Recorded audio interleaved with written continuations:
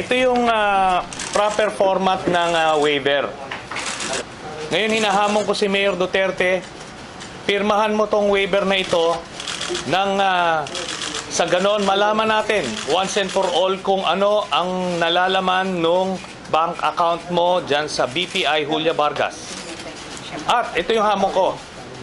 Pagka nagkamali ako, pag pinirmahan mo to at lumabas doon, mali yung akusasyon ko, magre-resign ako sa Senado at magwi-withdraw ko bilang kandidato sa pagka-vice presidente.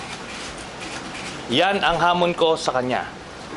Pero kung ganun pa man, siya pa rin ang magiging presidente, gagawin ko itong basis for an impeachment complaint. Ako mangunguna dyan sa kanya.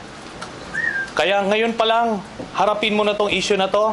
Kung magkamali ako, wala na ako sa politika.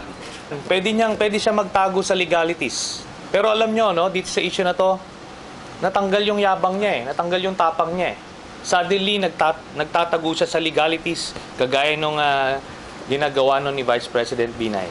Ngayon, mga alipores na yung humaharap. Di ba? Sabi niya, nung March,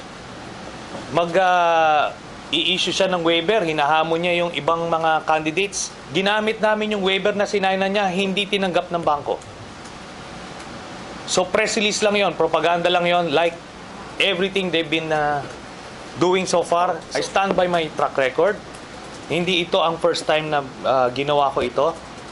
Ilang beses na akong tumayo at bumangga sa mga powerful politicians like him. Hindi pa naman tayo napapahiya.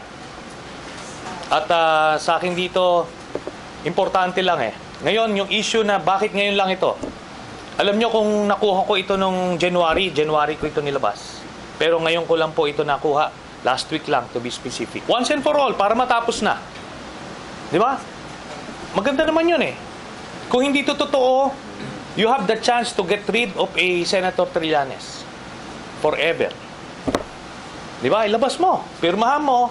Punta tayo sa bangko.